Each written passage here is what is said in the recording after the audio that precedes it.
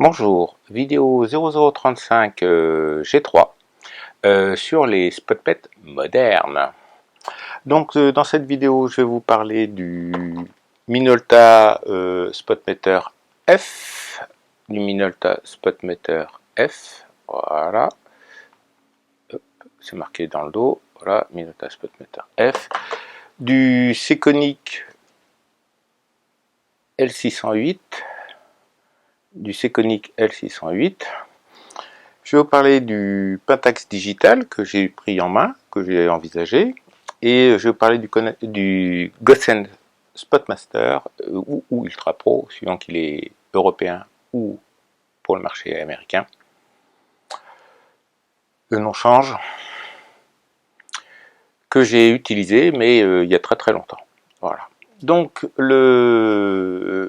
suite à ma découverte du 2025, je m'étais dit que ma vie serait plus agréable et plus joyeuse si j'avais un spotmètre moderne, puisque mon spotmètre que j'avais, que j'ai toujours, puisque je l'ai là, c'est le Pentax, Pentax V, voilà, spotmeter. Donc c'est le Pentax V, qui était très bien, mais qui fonctionne avec une pile au mercure, et donc la vidéo 35G2 date de 2019, là on est en 2023, juillet 2023, et ma pile au mercure a fini par s'user. Une pile qui tient à peine 45 ans quand même. Que fait Greta Thunberg? Donc elle a fini par s'user. J'ai essayé de l'adapter à des piles modernes, sans grand succès. Donc je me suis dit, tiens, voilà, voyons voir les SpotMet modernes. Donc dans les SpotMet modernes, qu'est-ce qu'il y avait? Il y avait donc les trois modernes. Il y en a certains qui sont déjà arrêtés depuis 10 ou 20 ans, minimum. Sekonic a une gamme très très variée, avec beaucoup de modèles. Il y a chaque modèle est décliné en une version photo et une version ciné. La version ciné offrant simplement des vitesses cinéma directement accessibles, comme le 50e de seconde. Voilà. Et dans celui qui est photographique et pas ciné, il y a le tableau de conversion pour quand vous faites une mesure au 60e qu'il faut ouvrir d'un tiers de diaphragme. Voilà. Quand vous en êtes à acheter un spotmètre ou que vous faites du cinéma avec des vitesses d'obturation fixes, c'est-à-dire que vous êtes réellement à débobiner de la pellicule, ben vous savez pertinemment que entre un 50e de seconde et un 60e de seconde, il y a un tiers de diaphragme. Voilà. Enfin bon, c'est amusant. Donc Sekonic, c'était un peu compliqué à acheter, c'était relativement cher, et puis j'en ai trouvé un qui fait le job, qui est le 608. Alors comment placer le 608 par rapport aux autres de la gamme, je ne saurais trop dire. Voilà, voilà. Le Pentax, j'ai eu l'occasion de le prendre en main lors de la foire de Bièvre. Le Pentax, alors on va commencer par le Pentax digital, voilà. Donc le Pentax digital, c'est un très joli objet, il est très compact, il tient bien dans la main, mais il fait pas flashmètre.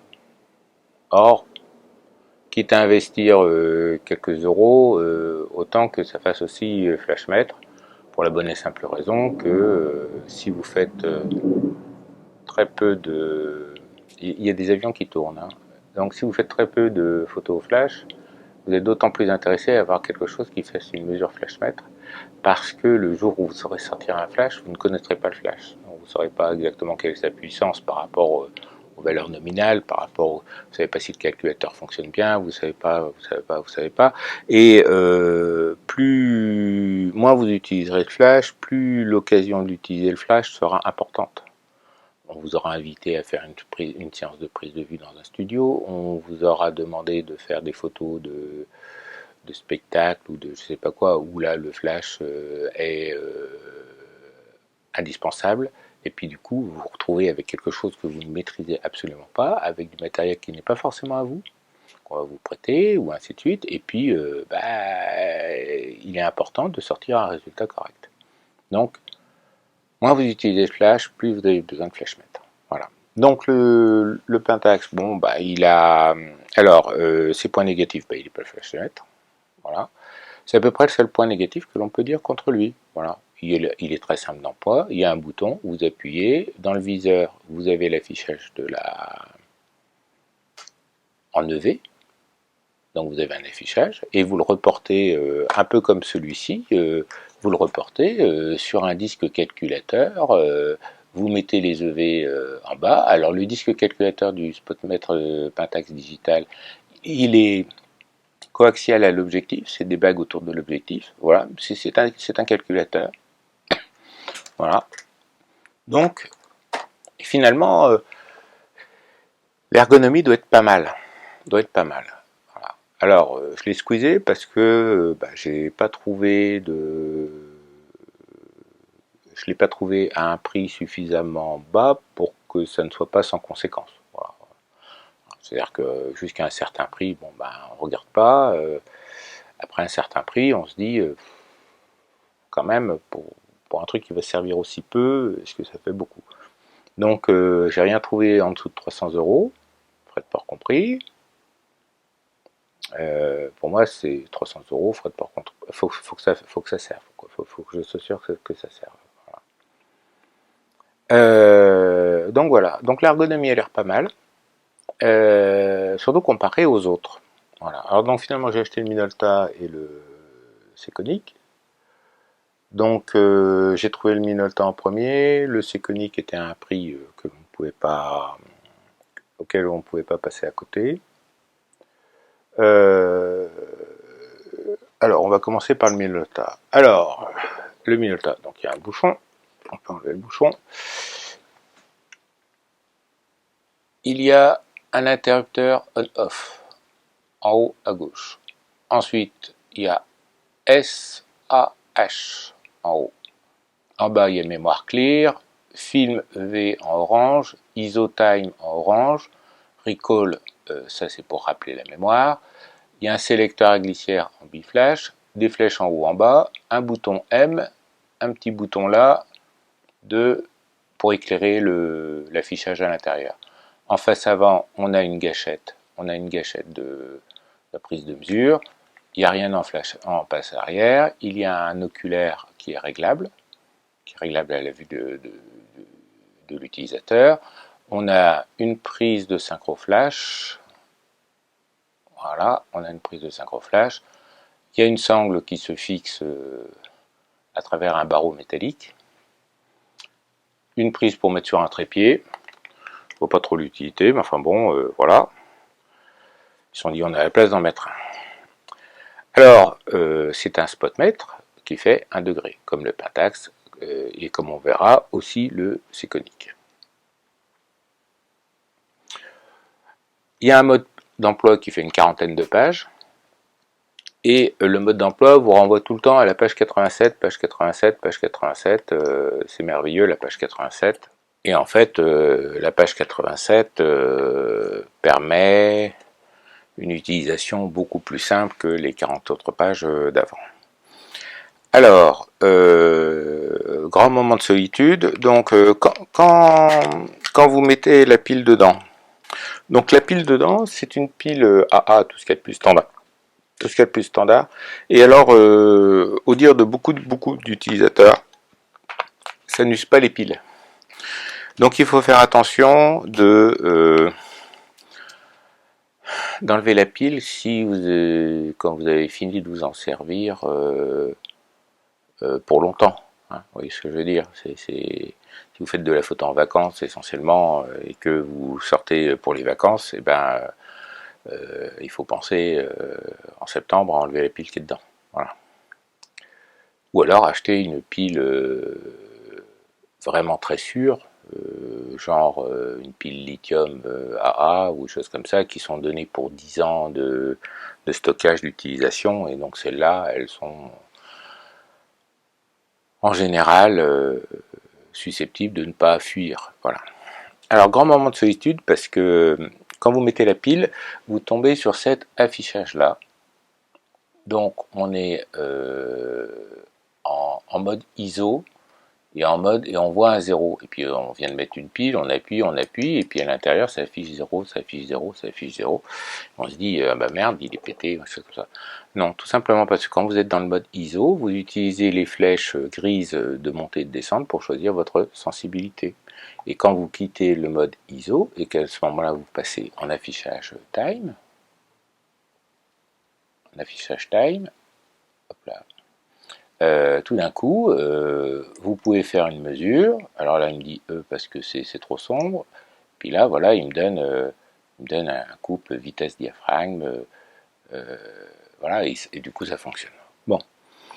Donc, on a un double affichage. On a un affichage alphanumérique et on a un affichage, un bar graphe en haut. Donc, on a une gamme hop là, en haut, on a une ligne avec des diaphragmes, et puis en bas, on a la vitesse, à droite pour vous, et le F sur D à gauche, parce que c'est marqué F numéro. Et si j'appuie sur le bouton qui me permet de choisir le bouton orange, je peux avoir l'affichage en EV. Voilà, en EV. Voilà. Bon. Alors, sur la ligne dessus, il y avait 3 boutons, S, A, H. Alors, S et H, c'est pour Shadow et Highlight.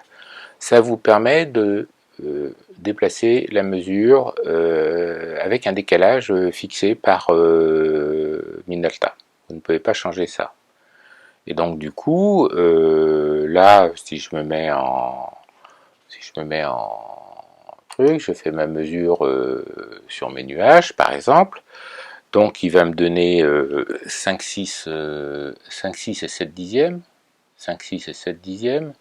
Mais on va voir sur le... Alors j'essaie de ne pas faire briller l'affichage, que le trait sur la ligne du dessous, il est plus vers 8. Hein.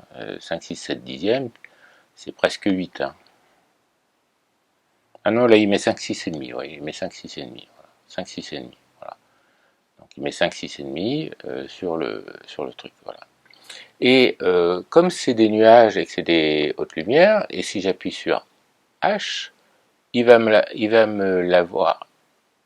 donner un affichage de 2,8 et 4 dixièmes, donc 2,8 et demi, à la position entre 2,8 et 4, c'est ça. Hein. Qui va correspondre, si je fais ma prise de vue à 2,8, ça va me surexposer mes nuages de grosso modo 2 diaph, 2 diaph 1 tiers, et donc du coup les mettre blancs. Voilà. Suivant le principe que quand c'est clair on ouvre et que quand c'est sombre on ferme, ben ça tient la route. Voilà. Si je m'amuse à faire une mesure dans les ombres et que je lui dis c'est du shadow, il n'est pas content. Il me donne un résultat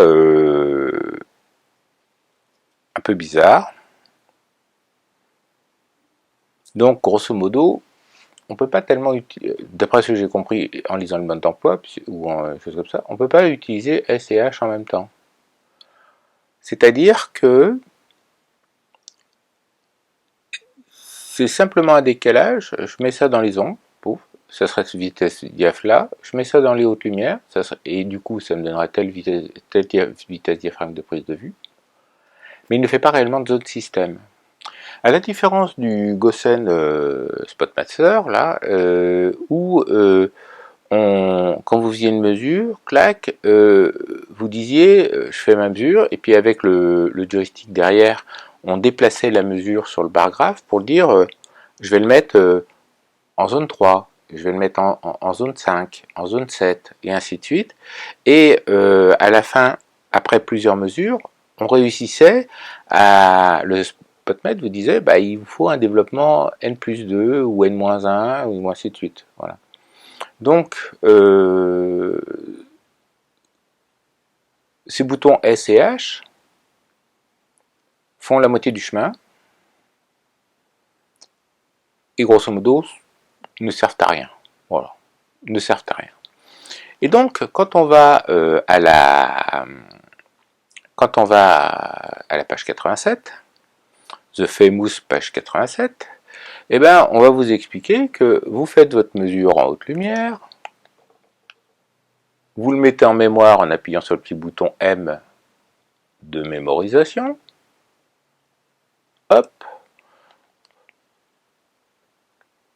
vous faites une deuxième mesure, à ce moment-là, bah, j'ai ma mesure en haute lumière qui est vaguement à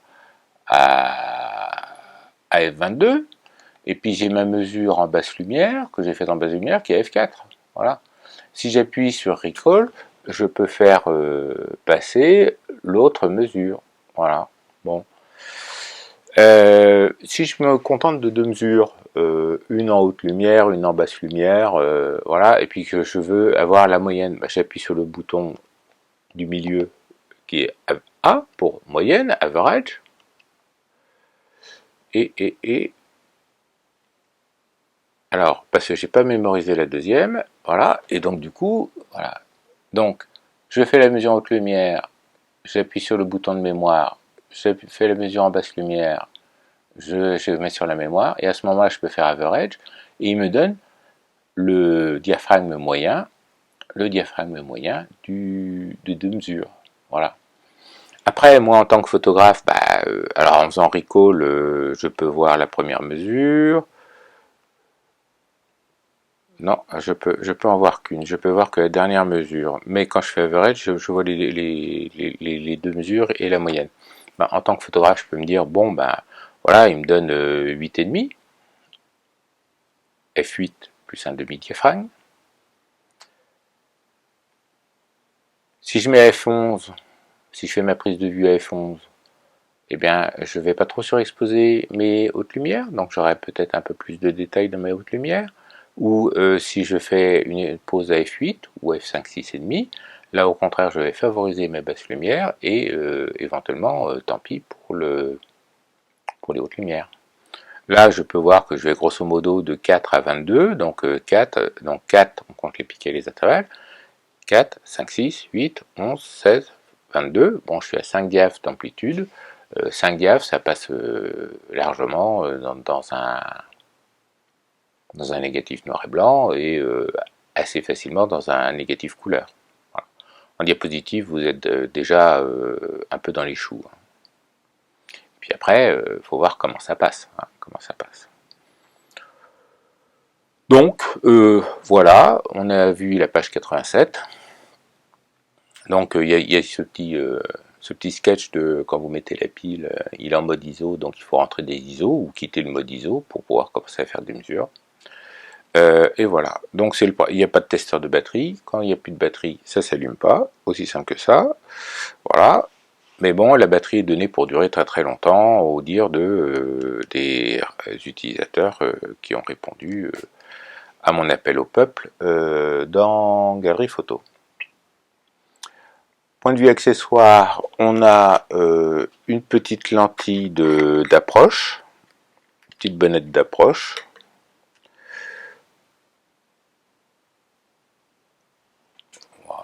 Voilà, on a une petite lentille d'approche qui permet de se fixer devant et qui permet de faire des mesures quand on fait de la photo d'objet ou des choses comme ça, de faire des mesures en champ proche. Ouais. Donc là, je suis en train de regarder ma table qui est à côté de moi. Bon, ça va, c'est raisonnablement net pour quelque chose à 50 cm. Quelque chose à 1 mètre, ça va, c'est bien, c'est parfait. Bah, alors moi je suis myope, donc je sais pas si ça corrige ma myopie ou quoi, mais je peux encore choisir des détails dans le ciel ou choisir des détails dans le lointain à travers la fenêtre. Donc bah, ça vient avec, si ça vient pas avec, c'est pas bien grave. À mon avis, on doit pouvoir survivre sans. Euh, Ça dépend de votre acuité visuelle. Hein. Là, si je regarde ma table, oui, pour moi c'est flou, alors que je suis myope pourtant. Donc voilà, l'oculaire à l'arrière se règle en dévissant l'oculaire. Donc on a à l'intérieur un afficheur numérique avec un afficheur LCD. Et puis on a un petit champ carré, gentil, rectangulaire, pardon, avec au milieu un petit rond qui permet de délimiter le champ de 1 degré. Voilà. Donc, comme qui dirait, c'est beau, c'est bien, c'est sympa. Donc je l'ai cherché. Il y en a, alors il y en a plein en Japon, il y en a, mais ils sont tous pleins de champignons. Voilà, visiblement le Japon, les champignons, c'est leur spécialité. Pareil pour le Pentax. Le Seconic, je l'ai pas tellement cherché au Japon parce que je l'ai trouvé par hasard sur Galerie Photo. Donc, alors c'est vrai que c'est un peu moins cher au Japon par Zen Market. Mais bon, c'est beaucoup champignonné et donc c'est pas agréable. C'est pas agréable, d'autant plus que on va en trouver. Moi, mon spot mesh, je ne voudrais pas dire de bêtises, doit venir d'Allemagne. C'est Minolta, ça vient du Japon, on est d'accord. Mais je l'ai acheté sur eBay en Allemagne et il n'a pas de champignons et j'en suis bien content. Et je ne l'ai pas payé beaucoup plus cher que si je l'avais acheté sur Zen Market, chose comme ça. Voilà, il s'agit de 30 ou 40 euros d'écart. Passons maintenant au Seconic 608. Alors ce que j'ai oublié de dire, c'est que le Minolta vient avec une pochette qui a un renfort métallique pour protéger l'afficheur dedans. Donc ça c'est pas mal ça. Donc le Seconic 608. Voilà. Hop. Dans toute sa splendeur. Donc on a un objectif, on a un bouton là. Alors ça c'est pas le bouton de mesure, c'est le bouton de mémorisation. Ça c'est merdique ça. On a un oculaire derrière et ça c'est le bouton de mesure. Voilà. On a une molette, on a des boutons, on a un truc blanc en haut. Voilà. On a un truc blanc en haut et le truc blanc en question, il est dedans ou sorti. Voilà, il est dedans ou sorti. Donc là, je suis en mesure. Donc c'est un posemètre qui offre en même temps la fonction spotmètre et la fonction posemètre standard, lumière incidente, lumière réfléchie. Et on passe d'un mode à un autre en tournant la bague autour de l'oculaire qui permet de switcher entre les deux cellules qu'il doit y avoir dedans, une dans la tête rotative, parce que la tête tourne, voilà, la tête tourne, là je suis embuté, hop, hop, et là je suis embuté. Voilà, donc la tête tourne, c'est sympa, c'est gentil, c'est mignon. Et puis voilà. Alors, inconvénient de ce spotmètre, de cet appareil, c'est qu'il utilise une pile un peu loufoque, donc c'est la CR 123, 123, la CR 123. Ça utilise de la CR 123 et on trouve ça sur eBay et ainsi de suite. C'est une pile. Alors, il faut faire attention sur eBay parce qu'il y a deux types de vendeurs de ces piles-là. Il y a des gens qui vont vous vendre ça pour des appareils photo et ils vont les vendre à l'unité très très cher. Et puis il y a des gens qui vont vous vendre ça pour ceux qui font du bushcraft, les militaires, du combat urbain, parce que c'est très utilisé pour tout ce qui est lampes tactiques, genre Surefire, Olight, enfin Olight ils sont sur accu maintenant, mais voilà, c'était très utilisé pour ça. Donc vous pouvez la trouver à l'unité, comme vous pouvez très facilement la trouver par paquet de 100, de 50 ou de 100. Voilà. Bien sûr, le prix est éminemment variable, comme l'un et l'autre.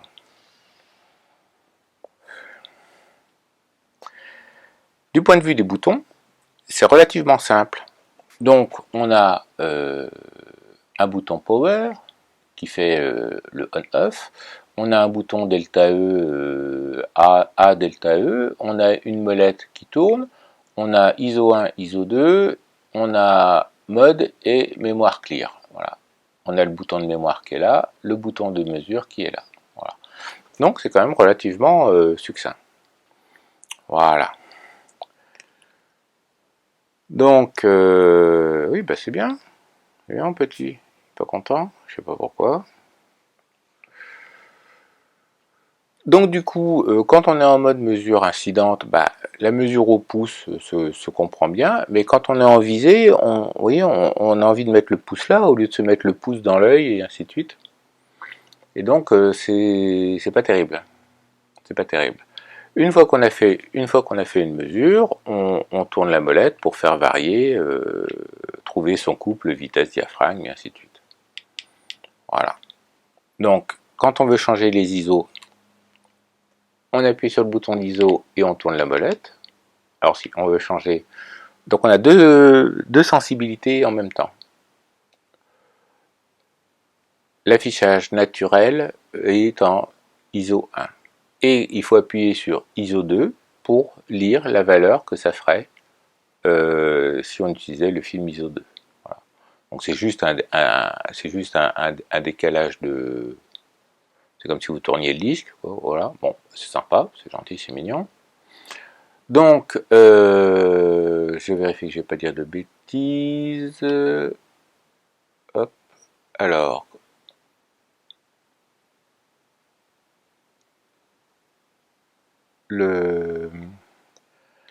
donc là, je suis en mode d'affichage. Alors, à gauche pour vous.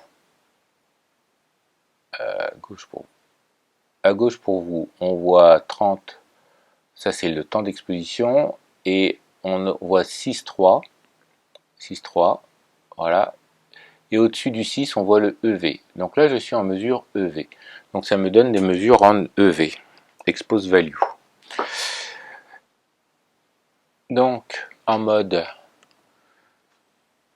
quand on appuie sur le bouton mode, et donc on appuie sur le bouton mode, et en faisant tourner la molette, voilà, et en faisant tourner la molette, on va pouvoir faire défiler tout en haut à gauche, là, il y a le petit soleil. Le petit soleil, ça veut dire qu'on est en mesure lumière continue. Pardon, excusez-moi, on est en mesure lumière continue. Et on va avoir trois modes de mesure lumière continue. Le mode T, là le T est encadré dans un petit carré. Ensuite ça va être le F, ensuite ça va être le EV. Voilà, le F, il y a le EV qui apparaît. Et on est toujours dans le soleil encadré. Et après on va passer sur les modes de flash, flash connecté. Et on devrait revenir au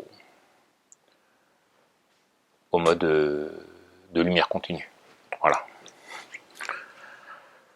Bon, enfin bref.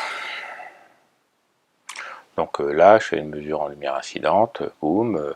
Une fois que j'ai fait la mesure, je peux tourner la molette pour faire afficher le temps de pause qui m'intéresse. Et voilà, et ça me dit que, par exemple là, je devrais être à un 15e de seconde à f2.8 alors que je tourne à un 50e de seconde. Donc du coup, les ISO automatiques sont bien à 250 ASA et non pas à 100 ASA, ce qui est consistant. La mesure réfléchie est censée se faire dôme rentrée. Voilà. Alors j'ai un peu de doute sur la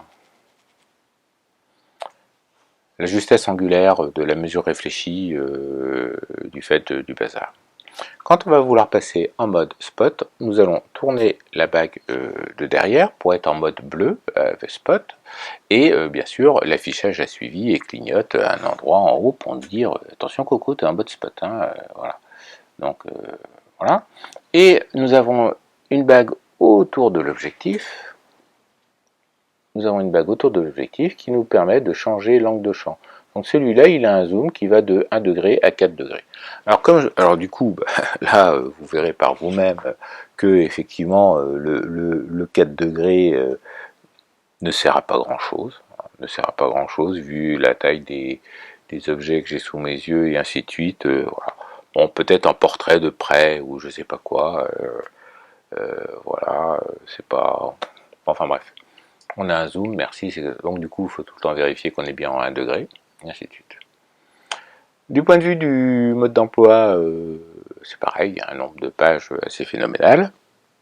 Alors faut l'avoir lu une fois pour savoir que ça existe, et puis après, faut savoir comment sortir du mode où il s'est mis, où on voulait pas qu'il se mette. Bon. Et donc du coup, comment on va utiliser ça? Alors, pour régler les ISO, on appuie sur le ISO 1 par exemple, et puis on va se mettre à 125, 200 hasards en tournant la molette par exemple. Voilà, moi je le remets à 100 hasards parce que je fais mes mesures à 100 hasards, et puis ça me suffit. Et puis on va faire une mesure, donc là je suis en mode spot, donc je fais la mesure que j'ai fait tout à l'heure, là je vais prendre un petit nuage, hop, voilà, je vais le mettre en mémoire, donc la mémoire c'est la gâchette, voilà, je le mets en mémoire, après je vais faire une mesure sur une zone sombre que je voudrais en même temps, voilà, je le mets en mémoire, clac, ah, j'ai appuyé sur les deux boutons en même temps, donc on recommence, mémoire clear, allez hop, tac, hop, tac. Donc la gâchette est trop près de l'objectif, c'est un peu chiant, et tout comme ça. Donc j'ai mis mes deux trucs, mes deux mesures en mémoire, et donc j'ai en bas le bar graphe, sur lequel s'affichent mes deux diaphragmes. Voilà. Donc je suis en mode temps de pause. Donc avec la molette, je choisis le temps de pause, et puis il me donne des diaphragmes. Donc si je le mets à une seconde de temps de pause, on voit que les deux trucs se sont barrés vers la gauche, vers la droite pour vous, pardon, excusez-moi, vers la droite pour vous. Et puis si je vais mettre un temps de pause plus court, genre 1 125e de seconde, 1 125e de seconde, et bien là ils sont barrés du coup vers la gauche. Voilà. Mais ils ont gardé le même écart. Et si si j'appuie sur la touche AVE delta E, qui est là, hop, AVE delta E, et bien il m'affiche la moyenne entre les deux. Donc c'est le même mode de fonctionnement, simple, efficace et de bon goût que le Minolta. Vous faites une mesure en haute lumière, une mesure en basse lumière, il vous donne la moyenne, et après vous interprétez. Je ne dis pas qu'il faut mettre ça complètement, simplement vous avez le contraste de votre sujet, et puis du coup, après, vous évaluez l'intérêt des hautes lumières, l'intérêt des basses lumières dans votre traitement de votre sujet. D'accord? L'appareil ne fait pas tout. Hein. Et donc du coup, c'est pas mal, c'est sympa. Alors qu'est-ce qui est bien dans cet appareil par rapport au Minolta? bah, Il fait aussi les mesures incidentes. C'est pas mal. Le bar graphe, suivant que je suis en mode priorité vitesse ou priorité diaphragme, en mode T ou en mode A, ou en mode F, pardon, le bar graphe change. C'est-à-dire que il y en a un, il est gradué en vitesse. C'est quand je suis dans le mode F, par exemple, là, tac, pardon, hop, alors je refais mes mesures, mémoire, elle est là, hop, hop, mémoire, average, et là, le bar graphe en bas, l'échelle en bas, est passé au-dessus des indicateurs. Donc là, je suis plus en mode T, je suis en mode F, et ils sont gradués en vitesse. Avant, ils étaient gradués en diaphragme, là, ils sont gradués en vitesse. C'est un épiphénomène, ça ne change pas grand-chose. L'important, c'est que vous avez une vision assez rapide de où sont vos mesures. Voilà. Et c'est ça l'intérêt des Pentax, c'est que, en fait, avec leur calculateur mécanique, voilà, vous tournez le truc, pouf, votre mesure, vous tournez, tac tac, l'autre vous tournez. Euh, alors, la première mesure de haute lumière, vous allez la décaler comme vous l'aimez, en disant, ben, moi les diaphragmes, c'est les nuages, c'est j'ai sur un diaph et demi, voilà. Et puis après, vous vérifiez où sont vos ombres. Et puis vous regardez les ombres, si vous les exposez correctement, ou est-ce que si vous exposez par rapport à votre diaphragme, vitesse de prise de vue que vous avez décidé en fonction de la mesure de la haute lumière que vous avez faite. J'ai fait une mesure sur les nuages à f22, et bien je dis, moi, je suis en diapo, f22 sur les nuages, d'accord, je vais exposer à f11,5, 11 et un demi-diaph, parce que du coup, ça me fait un demi-diaph 16, 16 à 22, un diaph, ça fait un diaph et demi de surexposition. Et puis si vous trouvez, si vous mesurez vos ombres à f de 8, pour la même vitesse, ben, ça vous fait un certain nombre de diaphragmes, ça vous donne le contraste de votre sujet qui est ce qu'il est. Et puis à vous de décider si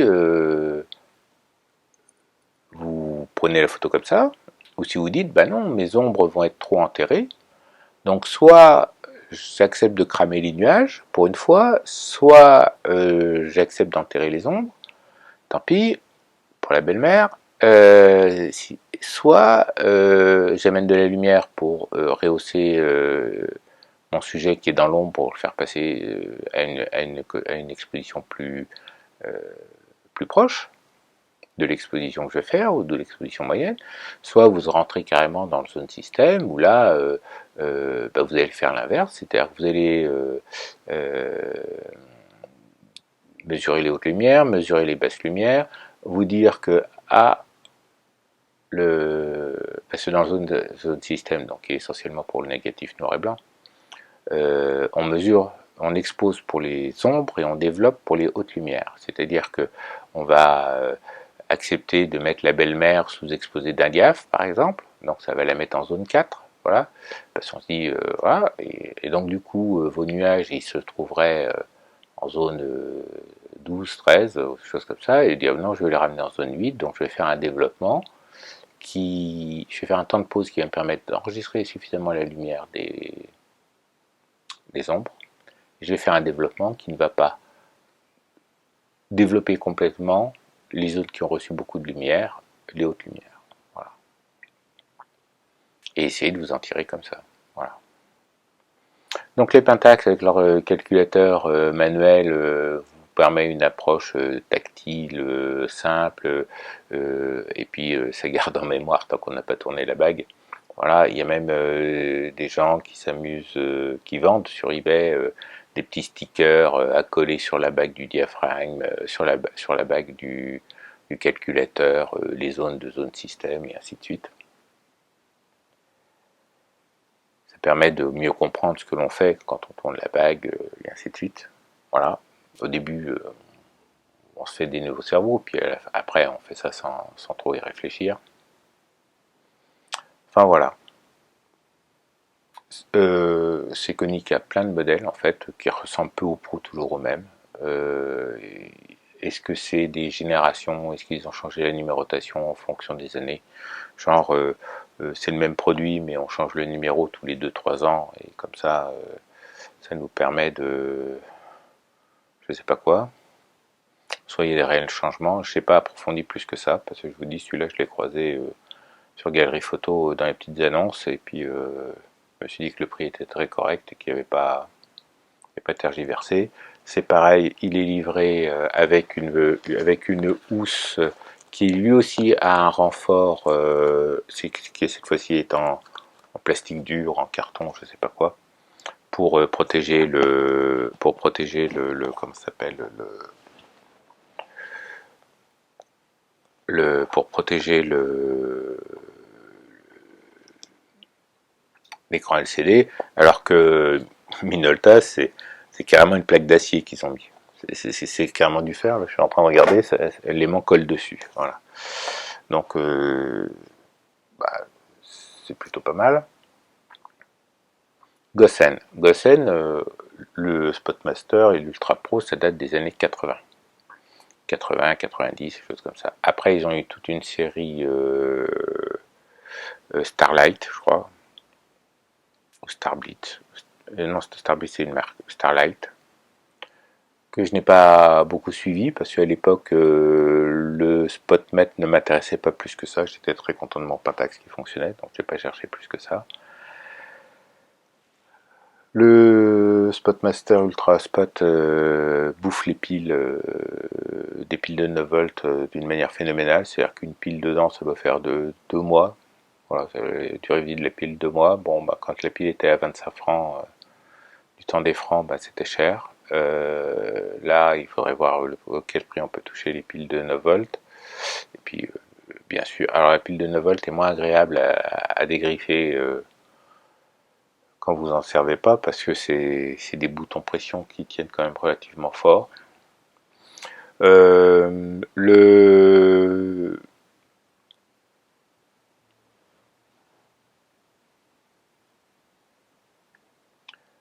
il y en a qui devaient être aussi posemètre continu. Il faudrait vérifier, il faudrait regarder. Enfin bref, bon, je m'étais dit que voilà, t'en achètes deux. Le troisième, le Pentax, je l'ai vu. Le Pentax c'est sympa, mais pas à 300 euros, quoi. Et là, c'est plutôt 400, 300 à 500 euros. 300 à 500 euros. Alors, c'est une question de l'offre et de la demande. Le Seconic, c'est pareil, je l'ai vu à des prix 400, 600 euros, 800 euros, ainsi de suite. Le Spotmeter, lui, il est beaucoup plus raisonnable.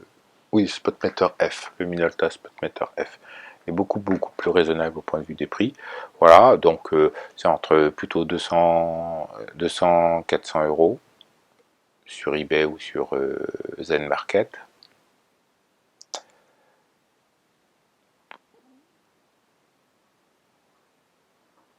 Le fait de trouver le Minolta m'a complètement enlevé l'envie d'avoir le Pentax. Je pense, enfin voilà, l'encombrement est quasiment le même. La visée est pareille. Et le Minolta fait flashmètre. Voilà. Bon, le calculateur mécanique, c'est pas mal. C'est pas mal. De point de vue ergonomie, choses comme ça, finalement c'est pas mal. Parce que là, sinon, vous êtes tout le temps jouer avec les boutons, mémorisation, des choses comme ça. Et puis il faut appuyer sur le bouton pour se souvenir que c'est de 8 4 dixièmes ou des choses comme ça. Voilà. C'est tout le problème de l'affichage digital. L'affichage digital, voilà, c'est par digit. Bon, c'est alors que l'affichage dans le vieux Spotmet, là, Pentax, c'est une aiguille qui est devant une échelle graduée. Vous voyez bien que vous êtes plus près de tel EV que de tel autre, et ainsi de suite, puis vous reportez en proportion, et ainsi de suite. On n'a pas besoin de la précision du dixième de diaph. La précision du dixième de diaph, ça aurait été valable du temps de la diapo, où là, 3 dixièmes de diaph se voit. 3 dixièmes de diaph se voit sur une photo. Voilà. Donc, le discernement plutôt à 2 dixièmes, plutôt à 1 dixième, on ne sait pas trop. Voilà. Mais ça fait des lectures qui sont pas simples, qui sont pas rapides, qui sont pas intuitives. Voilà. Alors que vous dire? Bah, soyez éco, hein. Si vous êtes intéressé au spotmètre et ainsi de suite, parce que vous en avez envie, parce que vous en avez besoin, bon, je vous dis, les trois de tête, ils sont bien, ça fonctionne, ça marche bien. Moi, j'aime bien que ça fasse flashmètre parce que, pour les raisons que je vous ai explicitées, si on se dit le spotmet, oui, mais c'est plutôt pour la photo de dehors, tu as peu de chances d'utiliser le flash en extérieur. Oui, c'est un argument valable. C'est un argument valable. Enfin bon, voilà, le Pentax était 100 € plus cher que le Minolta,